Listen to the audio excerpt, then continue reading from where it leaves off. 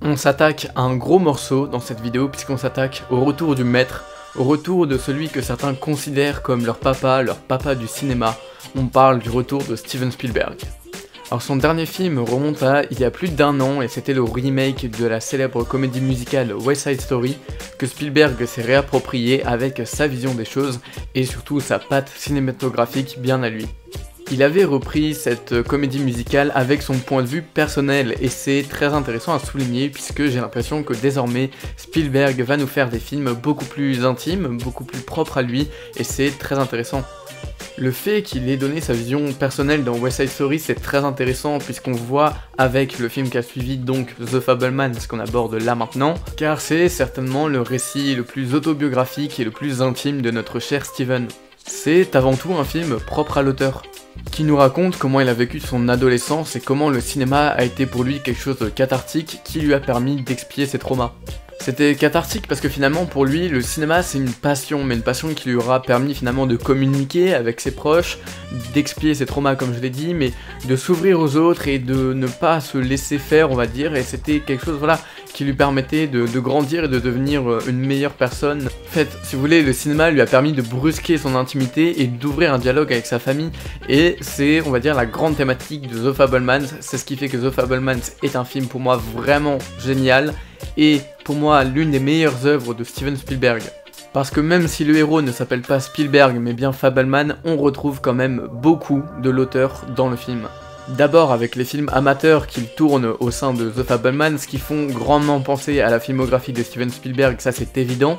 Mais même au niveau du nom, même de la racine, du prénom de son personnage, Fabelman, l'homme des fables, l'homme qui raconte des histoires, oui, c'est Steven Spielberg, c'est clairement lui.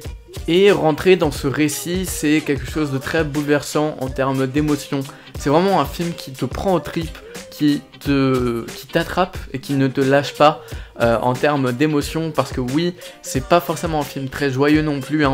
On a cette vision de Spielberg assez enfantine et assez édulcorée dans l'ensemble de ses films, mais The Fabelmans, c'est loin d'être tout ça, c'est quelque chose de très dramatique, mais on reviendra dessus plus tard dans la vidéo. Voilà, c'est un film qui émotionnellement est très fort, te prend aux tripes, et oui, j'ai été vraiment un peu choqué par cette vision-là de Steven Spielberg, mais je dois dire que c'est entièrement réussi. Parce que je dois dire que je m'attendais un petit peu à ce que Spielberg nous fasse une vision un petit peu utopiste de son amour pour le cinéma, de comment le cinéma est arrivé dans sa vie, et de ce que ça lui permettrait d'établir. C'est un petit peu le cas, mais c'est pas vraiment quelque chose d'utopiste ou même quelque chose de très joyeux finalement. Je m'attendais un petit peu de la masturbation pour cinéphiles, c'est pas ça du tout. En fait, quand on m'avait dit que c'était un peu autobiographique, je m'attendais à ce que Spielberg vienne faire un état des lieux de sa carrière, revenir sur les films les plus emblématiques, voilà. Pour moi, je pensais sincèrement qu'il y aurait des extraits de Jurassic Park ou de trucs comme ça qui auraient pu démontrer que Spielberg avait une carrière vraiment exceptionnelle, mais au final, on n'aborde pas tant sa carrière dans le film, voire même on ne l'aborde pas du tout. On l'aborde en fait comment Spielberg, au travers de son héros, donc Sammy Fabelman, a réussi à s'approprier le cinéma pour avancer personnellement. En fait, c'est un film qui se concentre non pas sur l'art, mais sur l'artiste, et je trouve que c'est vraiment génial en fait. Alors évidemment, il va nous parler de cette passion pour le cinéma et de comment elle est arrivée, mais en fait, il va pas l'édulcorer finalement. En fait, il va l'aborder, cet amour pour le cinéma, sous le prisme dramatique d'un drame familial, et c'est assez osé comme choix, mais je dois dire que c'était très réussi et c'est ce qui permet à The Fabelmans d'être vraiment pour moi l'un des meilleurs films de Steven Spielberg. Et ce côté drame familial, c'est finalement là où tout se joue, puisque il va nous mettre face à cette difficulté d'enfance et d'adolescence, de comment il arrive à les résoudre, comment il va s'en sortir en se servant du cinéma, donc vous l'aurez compris. Et il va nous faire face de ses plus grandes craintes, de ce qui l'avait fait peur quand il était jeune. Enfin, je sais pas finalement, puisque son personnage ne le représente pas totalement, mais si je me dis que c'est quelque chose d'autobiographique, je pense qu'il y a beaucoup de Steven Spielberg dans son personnage, et que donc les aventures de Sammy Fabelman sont en fait un reflet des aventures de Steven Spielberg. Donc le personnage de Sammy Fabelman va découvrir des révélations assez marquantes sur sa mère, des révélations que quand on les apprend en tant qu'enfant, on n'est pas spécialement, je pense, très ravis. Puis il y a aussi cette menace d'un potentiel divorce qui plane sur toute la famille Fabelmans, qui fait peur pour les enfants, qui fait peur pour le jeune Sammy, mais aussi pour ses frères et sœurs et pour un ami de la famille qui vit avec eux. Enfin bref, c'est tous les Fabelmans qui ont peur de ce divorce, qui le craignent, et Spielberg nous le fait part finalement à travers son film. Et c'est un héros qui est aussi tourmenté puisque il vit dans une famille où se mêle un père électricien ou du moins relié à l'informatique et du coup voilà un peu scientifique, et puis sa mère qui est donc une ancienne chanteuse de ce que j'ai compris, pianiste aussi, donc purement artistique. Et en fait c'est la confrontation du milieu scientifique au milieu artistique dans une famille, ça peut être un peu compliqué, surtout quand le jeune enfant Sammy Fabelman veut faire du cinéma et qu'il ne sait pas trop où se placer dans sa famille, il ne sait pas qui suivre, quel chemin prendre. Donc voilà, il y a toute cette thématique qui va être abordée en profondeur dans le film, et c'est pour ça que pour moi, The Fabelmans, en dehors d'être une ode au cinéma, parce que c'est un peu le cas, mais c'est pas vraiment outrancier comme d'autres films comme Babylone, non, c'est beaucoup plus intime et beaucoup plus personnel finalement comme ode, mais on a surtout, et c'est ça le principal, c'est un putain de drame familial.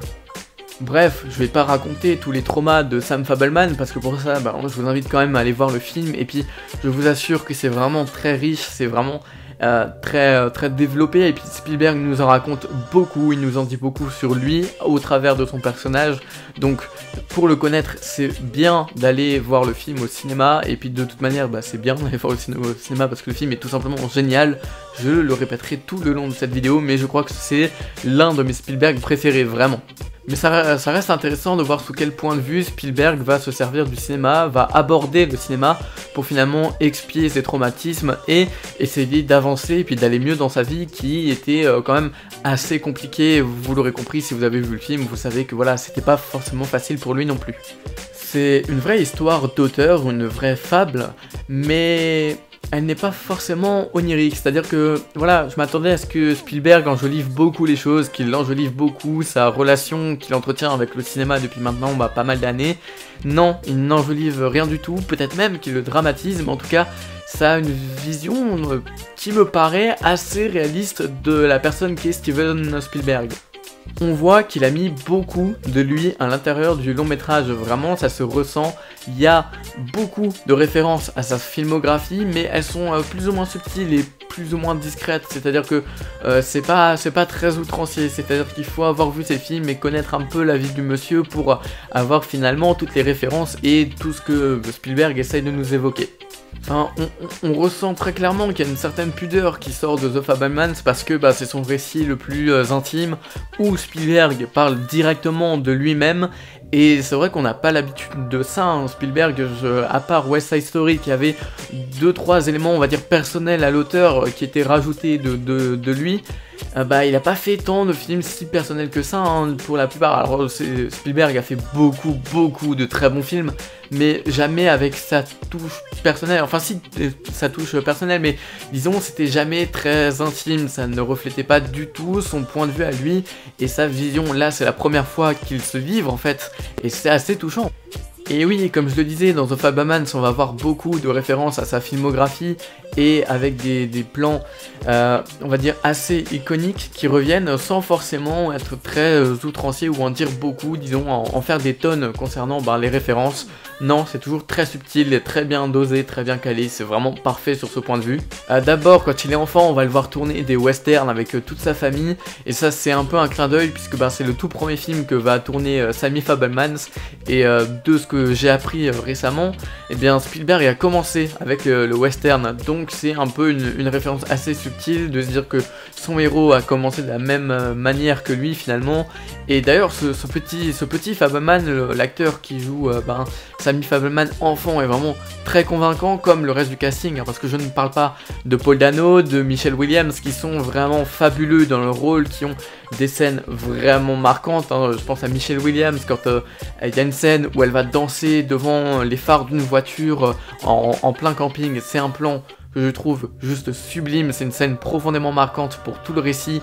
Bref, les acteurs jouent très bien, que ce soit des enfants aux adultes, mais moi j'ai une petite préférence justement pour le Sammy Fabelmans quand il est enfant, quand il découvre le cinéma et comment en fait le cinéma va le percuter lui pour finalement avoir un rapport limite un rapport d'amour avec le cinéma par la suite.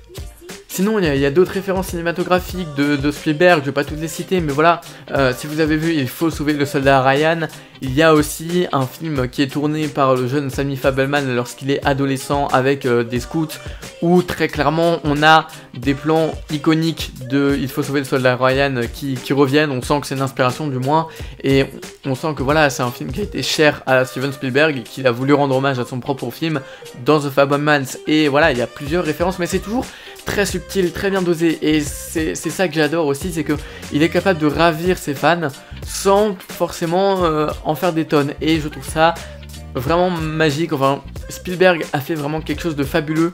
Même si on me disait que Steven Spielberg arrêtait le cinéma et que The Fabelmans serait son dernier film, et ben franchement j'en serais ravi, parce qu'il n'y a pas meilleur film pour conclure une carrière, je pense. Alors forcément il va pas la conclure et il y en aura d'autres par derrière, mais voilà, vous avez compris l'idée. The Fabelmans, c'est vraiment pour moi en fait Spielberg à son paroxysme.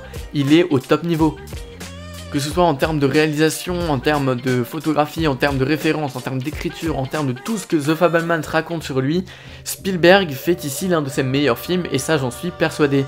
Parce que il est vraiment, il est à son paroxysme, c'est le meilleur Spielberg qu'on peut avoir. Je ne pense pas que Spielberg arrivera à faire mieux que ça après, et alors oui, il a fait mieux que ça avant, hein. Par exemple, moi il y a un film que j'aime beaucoup, qui est Les Aventuriers de l'Arche Perdue, que je préfère à The Fabelmans, mais on va dire, il y a toujours des défauts dans ces anciens films, même Jurassic Park, qui est un énorme film que j'apprécie beaucoup, qui me passionne beaucoup, j'y trouverai quand même en cherchant des défauts, alors que j'adore le film. Alors que dans The Fabelmans, j'adore le film, mais je ne peux pas y trouver de défauts, et pourtant j'ai essayé, hein. Je vous jure que j'ai essayé pour voir si vraiment c'était son film parfait, et oui, Steven Spielberg a fait son dernier film est un film parfait. Et s'il a mis beaucoup de lui, il a aussi mis beaucoup de ses amis à l'intérieur de The Fabelmans pour rendre hommage aussi aux personnes qui sont avec lui depuis tant d'années maintenant. Je pense par exemple à John Williams, hein, qui est très réputé, qui est un compositeur, voilà, pour ceux qui connaissent pas, qui a fait les musiques de Star Wars, de Harry Potter, de la saga Indiana Jones, justement avec Steven Spielberg. Il a aussi fait Jurassic Park, enfin voilà, c'est un immense compositeur, l'un des plus talentueux que l'on connaisse, que l'histoire du cinéma a connu, et il vient aujourd'hui, John Williams, signer une bande son mais vraiment formidable avec The Fabelmans, avec par exemple des solos de piano où il y a juste un seul piano qui va jouer quelques accords, mais c'est somptueux. John Williams, il fait un travail de fou furieux, et là encore c'est une notion de paroxysme, puisque John Williams, ça fait très longtemps qu'il ne m'a pas impressionné avec une bande son, et justement ça fait plaisir de voir que Spielberg est à son paroxysme, tout comme John Williams. Alors John Williams ne l'est peut-être pas, parce que c'est un si grand homme, il a fait vraiment de si grands films, les musiques sont toutes aussi cultes les unes que les autres, donc c'est difficile de dire que The Fabelmans est sa meilleure bande son, mais néanmoins c'est une vraiment excellente bande son. C'est ce que ça fait pour moi vraiment, hein. The Fabelmans, c'est parmi les meilleures bandes son que John Williams a pu faire derrière Harry Potter ou Star Wars, parce que vraiment c'est excellent ce qu'il a fait en termes de musique. Et ce qui est intéressant en fait, c'est que John Williams et Spielberg, ils sont collaborateurs depuis plusieurs années. Ça fait des années qu'ils bossent ensemble, ça fait je crois depuis Jurassic Park, peut-être même avant. Et ce sont aussi de très grands amis, donc ça fait plaisir de voir que Spielberg, dans son film qui raconte Spielberg, fait venir ses amis qui sont aussi au top niveau. Ça fait plaisir de voir John Williams, et puis ça fait plaisir aussi de voir le célèbre chef opérateur qui bosse souvent avec Spielberg, à savoir Janusz Kaminski. Oui, j'ai regardé le nom, parce que c'est impossible à retenir. Et là aussi, ce chef-op, franchement, il a été très bon dans ce Fabelmans. Alors, j'ai du mal à me remémorer ce qu'il a fait auparavant comme film avec Spielberg, mais c'est vrai que là, la gestion des lumières, de la photographie dans The Fabelmans, c'est du caviar. Je crois qu'on pourrait faire des heures et des heures d'analyse sur tout le film, et on pourrait même passer des heures à analyser la gestion des lumières et le rapport à la lumière et l'importance de la lumière dans le cinéma au travers de The Fabelmans, parce que vraiment la lumière est omniprésente et c'est vraiment, je pense que d'ailleurs je vais le faire, je pense que je vais préparer une vidéo sur la lumière dans The Fabelmans parce que vraiment il y a quelque chose de vraiment très intéressant, il y a plein de choses à souligner, des choix artistiques qui sont faits, qui sont pour moi formidables. Bref, oui, c'est merveilleux. Et en plus de ça, je parlais de la photographie de Janusz Kaminski. Je pense qu'il a permis à Spielberg de réaliser les plus beaux plans qu'on ait vu dans un film de Spielberg. Et pourtant, Spielberg, en termes de beaux plans, il est capable d'en faire. Il y a plein de plans cultes. Je pense par exemple à la scène dans Jurassic Park où il découvre les dinosaures. C'est vraiment cultissime. Mais c'est pas forcément des scènes ultra belles. Alors c'est beau, hein, je dis pas. Mais c'est pas pour moi les plans cultes de Spielberg ne sont pas forcément les plus beaux plans. Et je pense que dans The Fabelmans, on a vraiment les plus beaux. On a vraiment ce qu'il y a de magnifique. Comme je l'ai dit, la scène où la mère de la famille Fabelmans danse devant les phares d'une voiture, c'est vraiment magnifique. C'est ce qu'on a de plus beau, vraiment. Et toute la photographie, enfin bref, tout le long de la vidéo, je vous ai mis des plans, on va dire des beaux plans de The Fabelmans pour que vous vous rendez compte. Mais c'est vraiment magnifique. J'adore ce film. Vraiment, c'est parfait. Bref, Spielberg, il n'a plus rien à prouver, mais vraiment plus rien, et pourtant, il arrive encore à marquer les esprits avec ces deux derniers films, justement, et je pense que The Fabelmans aura une résonance toute particulière dans la tête du public, notamment des fans de Spielberg, puisque voilà, ça va devenir, je pense, son œuvre qui le représentera le plus. Ce sera elle qui, quand on pensera à Spielberg, on pensera... Alors évidemment, on pensera à tous ces autres films cultes, mais je pense que moi maintenant, quand on va me parler de Spielberg, tout de suite, ce qui va me venir à l'esprit, c'est The Fabelmans. C'est l'un de ses meilleurs films, ça c'est incontestable pour moi. C'est aussi un film, ouais, que comme dit, je trouve tout simplement parfait. C'est un vrai 10 sur 10 pour ma part, parce que c'était vraiment génial. J'ai pleuré, j'ai beaucoup pleuré, j'ai ri, un peu, pas beaucoup, parce que c'est quand même un film assez dramatique comme je l'ai dit. J'ai été émerveillé, et ça m'a fait plaisir de retrouver un Spielberg comme ça, parce que ça faisait longtemps, ça faisait vraiment longtemps. Bref, c'est la fin de cette vidéo, j'espère qu'elle vous aura plu. Si c'est le cas, n'hésitez pas à vous abonner, à mettre un petit pouce bleu, à me dire ce que vous avez pensé du film dans les commentaires. Et moi je vous invite grandement, mais vraiment très grandement, à vous rendre au cinéma pour aller voir The Fabelmans, qui est le meilleur film d'un des meilleurs cinéastes de tous les temps.